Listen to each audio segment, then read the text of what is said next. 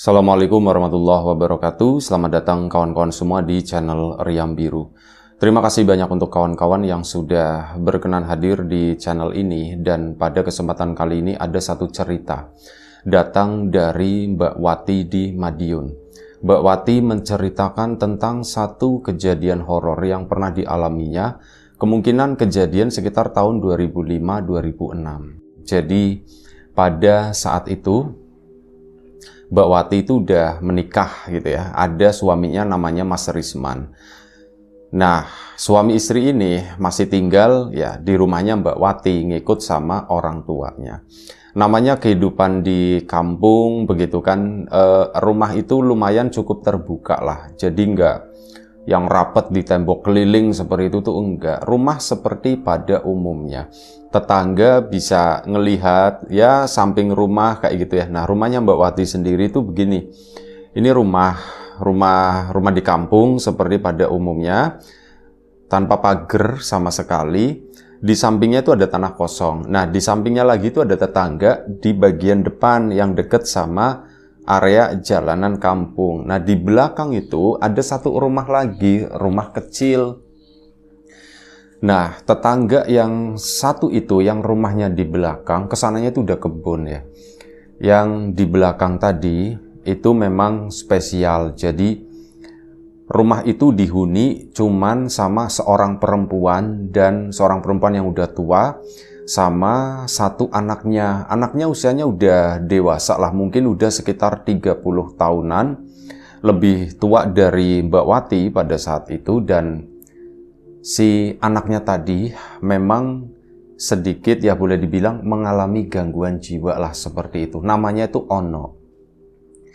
Nah, Ono juga dulu memang terkenal saat Mbak Wati itu masih muda, masih usia anak-anak gitu ya.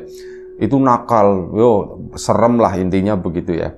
Serem, suka godain ini cewek-cewek, kadang bisa lagi main, tahu-tahu dipeluk sama Ono gitu. Nanti yang dipeluk, wah itu kayak jadi kayak semacam kutukan gitu ya. Karena apa?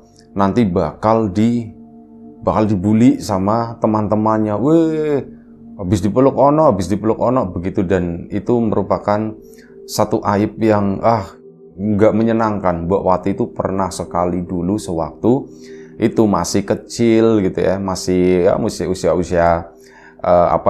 SD, SMP begitu, itu pernah, dan itu tuh bikin Mbak Wati tuh kesel banget sama yang namanya Ono tadi. Tapi seiring dengan berjalannya waktu, meskipun Mas Ono masih kondisinya seperti itu ya, ada yang kurang, tapi dia secara sikap itu lebih tenang. Jadi lebih suka paling duduk di depan rumah sendiri begitu ya, bengong. Dan makin kesini juga ada manfaatnya katanya buat warga. Jadi si Mas Ono tadi sering dimintain tolong kadang sama warga, "No, beliin ini," gitu ya. Nanti dari situ dapat upah kayak gitulah. Ya, itulah hari-hari yang dilewati oleh Mas Ono, hidup bersama ibunya sendiri itu jualan nasi yang udah kering ya. Jadi misal ada warga begitu yang ngejemur nasinya, itu nanti bakal diambilin sama ibunya Mas Ono, dan itu nanti bakal dijual lagi, biasanya kan untuk pakan ternak seperti nasi loyang gitu atau apa namanya. Nah, ini Mbak Wati sama keluarganya Mas Ono juga nggak ada masalah sama sekali. Jadi komunikasinya itu ya baik, biasa seperti tetangga. Kadang juga misalkan di keluarganya Mbak Wati memang lagi masak lumayan cukup banyak, ada lebih masakan begitu, itu suka dibagikan ke ibunya Mas Ono di sana. Nah, ini setelah Mbak Wati menikah, disitulah terjadi sesuatu. Jadi Mbak Wati memang dari dulu keluarganya itu kalau ngejemur pakaian, itu kan di samping rumah, di halaman yang kosong itu, deket sama rumahnya sendiri, yang masih tanahnya sendiri. Kalau tanah di samping itu memang masih punya keluarganya Mbak Wati, tapi itu udah dibagi-bagi begitulah. Nah, ngejemur itu masih di area tanah sendiri, pakai jemuran tambang begitu kan, ditarik-tarik. Ya wis, mau daster, mau sarung, mau BH, mau celana dalam, ya pokoknya di situ semua. Dan nggak disangka-sangka pada suatu hari awalnya Mbak Wati juga nggak terlalu menyadari ya. Jadi dia itu sebelumnya saat belum menikah itu nggak pernah ngalami kejadian seperti ini. Tapi justru saat menikah sama Mas Risman itu baru sekitar 2 bulan lah. Ya lagi anget-angetnya kata Mbak Wati. Nah ini sekitar 2 bulan itu Mbak Wati awalnya itu sadar tapi nggak menghiraukan itu gitu ya, mungkin cuman perasaanku aja atau mungkin keselesep atau bagaimana ya. Jadi mohon maaf ya, celana dalamnya Mbak Wati itu ada yang hilang, ada yang kurang, dan biasanya yang hilang atau yang kurang itu yang kondisinya itu udah ya sebentar lagi itu mau dibuang lah, bukan yang baru-baru. Kalau yang baru-baru itu aman, tapi justru itu ya yang udah kendor-kendor di beberapa titik di situ hilang, suka ndak ada. Mbak Wati juga kadang nyariin, celanaku yang ini mana ya, kemarin perasaan habis tak pakai tak cuci, tapi kok ndak ada gitu ya celana ini. Ya disitulah.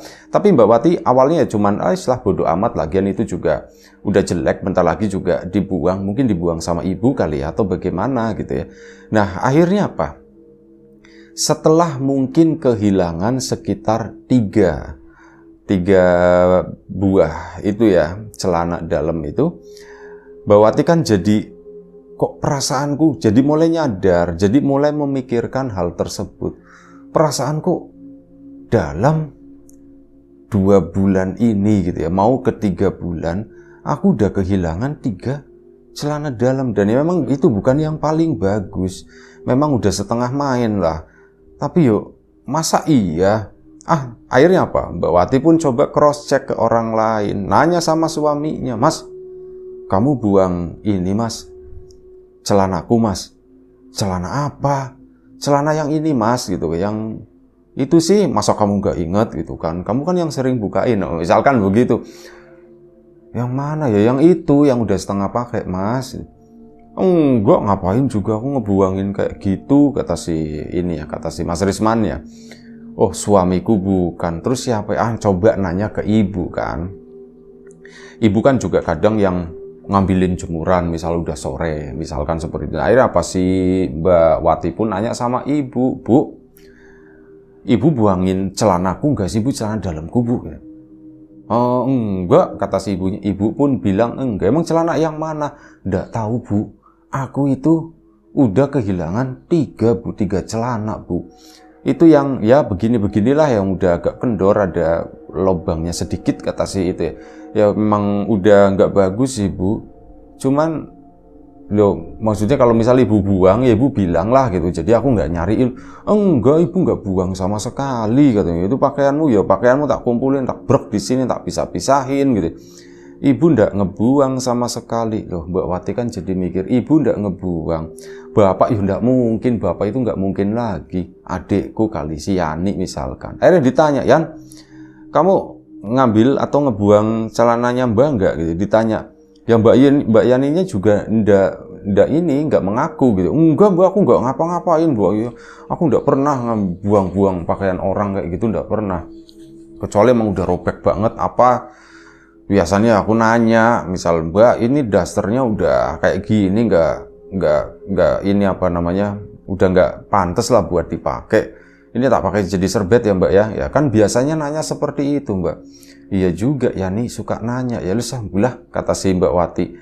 Misteri kata si ini kan. Akhirnya apa? Ya malam harinya ngobrol sama Mas Risman. Mas, aku itu penasaran loh Mas.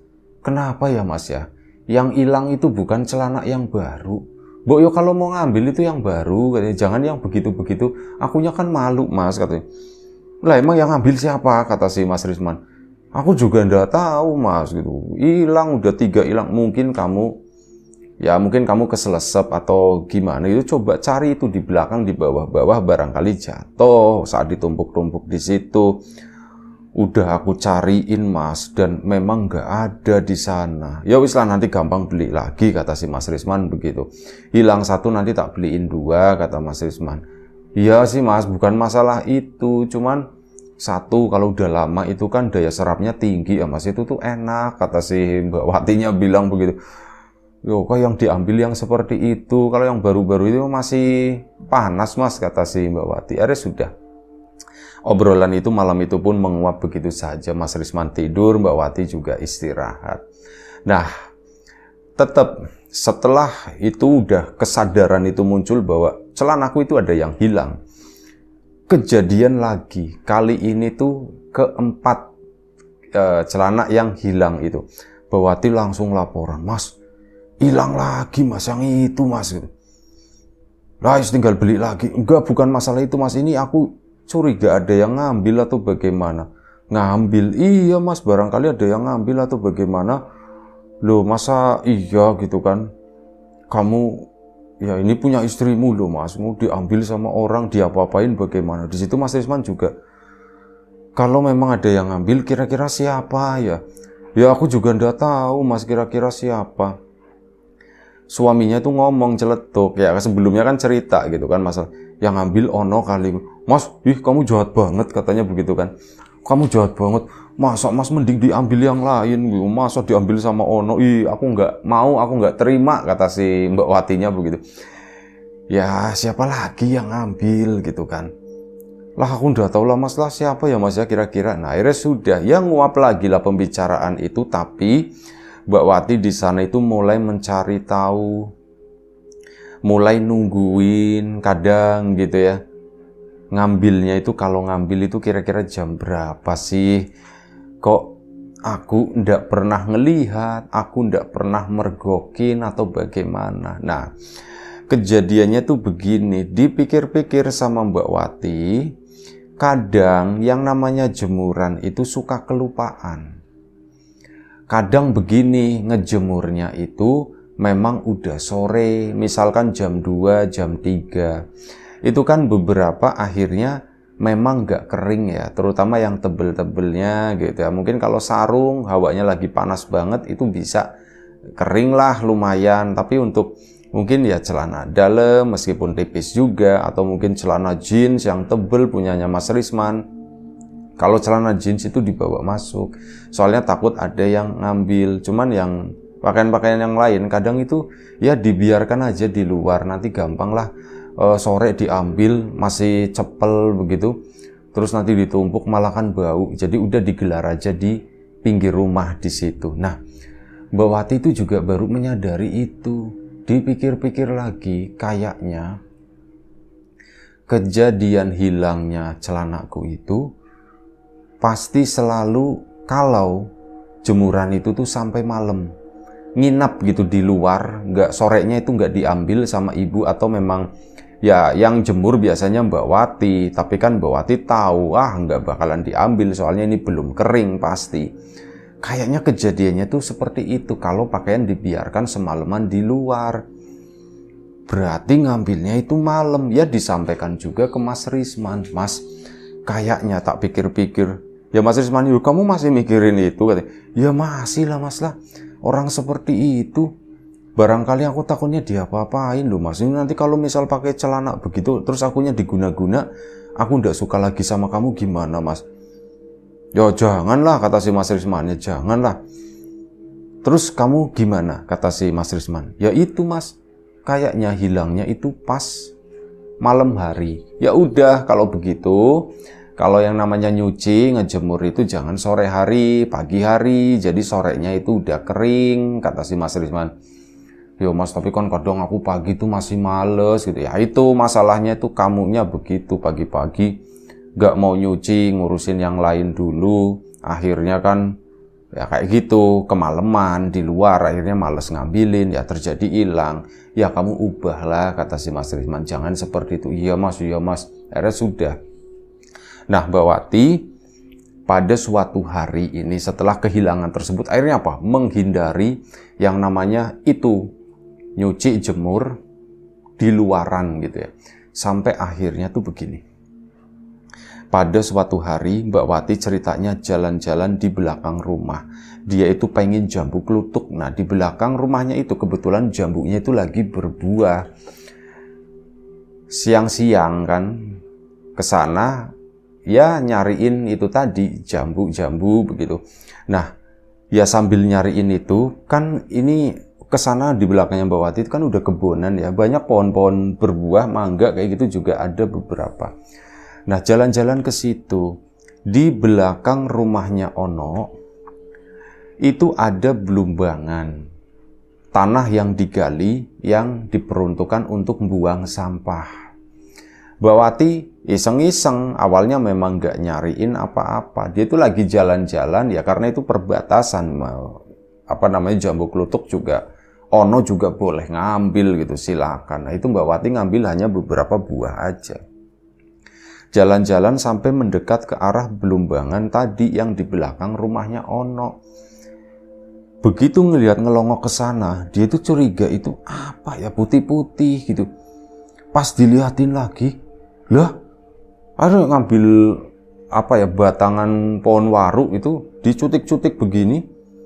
Ternyata itu adalah celananya si Mbak Wati. Loh, asem celanaku di sini. Ketemu cuman satu waktu itu. Mungkin sisanya ada di bawah sana, udah kerendam gitu, udah terbenam sama sampah-sampah yang lain. Wah, celanaku di sini. Akhirnya kan jadi mikir begini kan. Jangan-jangan Ono yang ngambil. Bener suamiku si Mas Risman.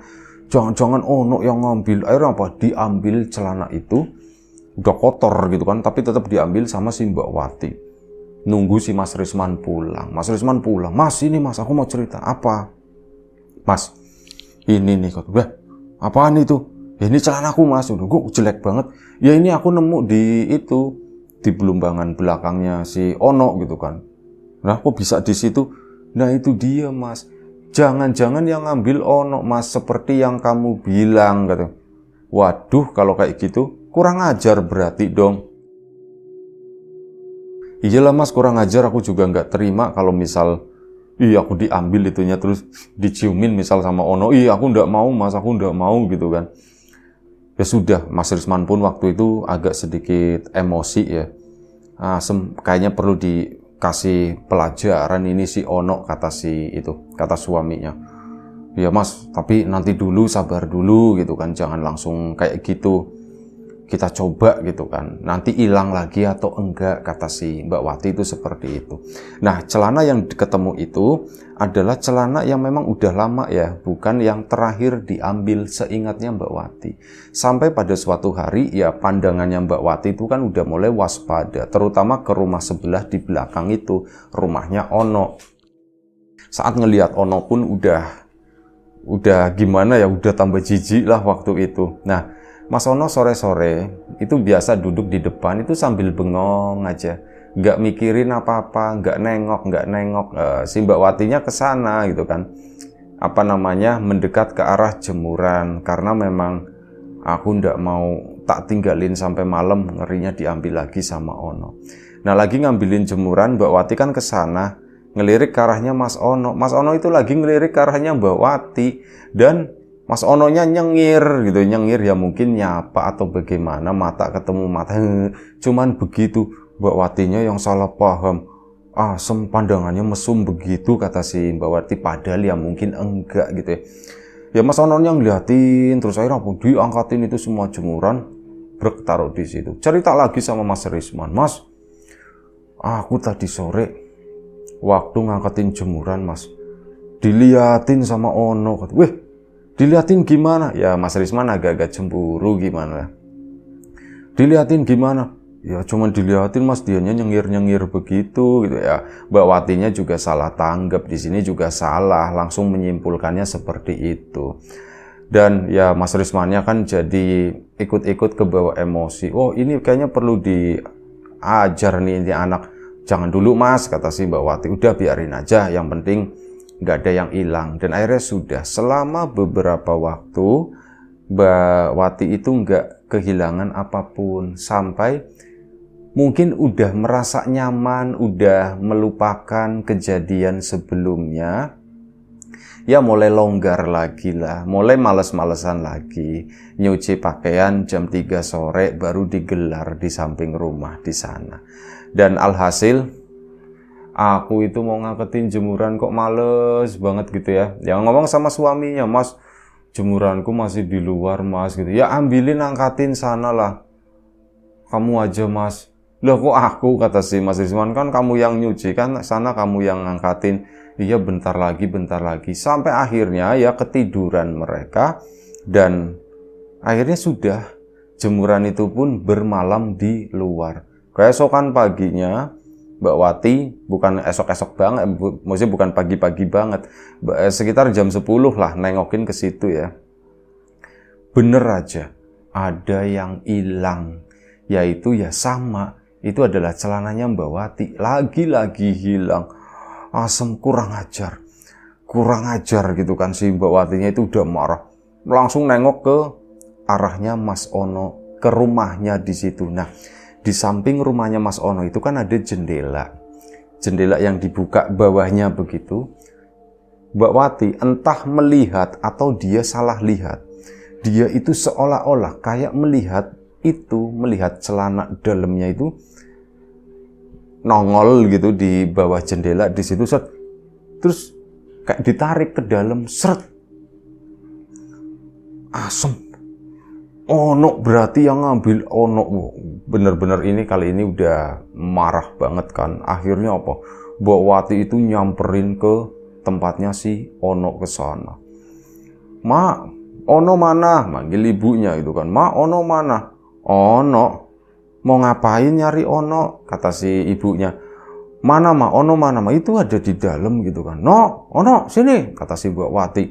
Ononya pun keluar, dan Ono itu lagi megang celana dalamnya sih Mbak Wah. "No, kamu kurang ajar, no, kamu kurang ajar." "Mbak, ini Mbak, aku nemu," kata si Ono tuh begitu. Nemu apaan? Kamu kurang ajar." Diambilkan sama Mbak Wati. "Mak, ini loh Mak, si Ono Mak, ternyata Mak, cawetku," gitu ya, celana dalamku itu diambilin sama si Ono, mau udah hilang berapa biji. "Nah ini buktinya Mak." Nah akhirnya kan si Ononya diomelin sama emaknya. "No, lain kali jangan begitu." "Mak, aku ndak ngambil," kata si Mas Ono. "Aku ndak ngambil Mak." "Lah itu buktinya seperti itu." Mbak Wati udah emosi, akhirnya pergi kan dari tempat tersebut. Udah sempet ya teriak-teriak beberapa tetangga, itu tetangganya Mas Ono sama yang tetangga depannya Ono itu juga akhirnya keluar. "Kenapa Wat? Kenapa Wat?" "Oh itu ya nggak dijembrengin begini. Si Ono itu ngambil celanaku," katanya. Wah, si Ono itu kan. Akhirnya sudah, Mbak Wati pun meninggalkan rumah tersebut. Mas Risman pulang waktu itu, dan begitu pulang langsung diceritain, "Mas, yang ngambil itu Ono Mas. Aku udah mergokin," ya dipegang sama si Ono, dan ini Mas, tapi aku nggak mau pakai lagi, udah dipegang sama Ono, mau tak buang. Mas Rismannya ya sebagai suami emosi dong. Pulang kerja capek-capek, sore-sore sekitar jam 5 itu ngedatengin Ono ke sana.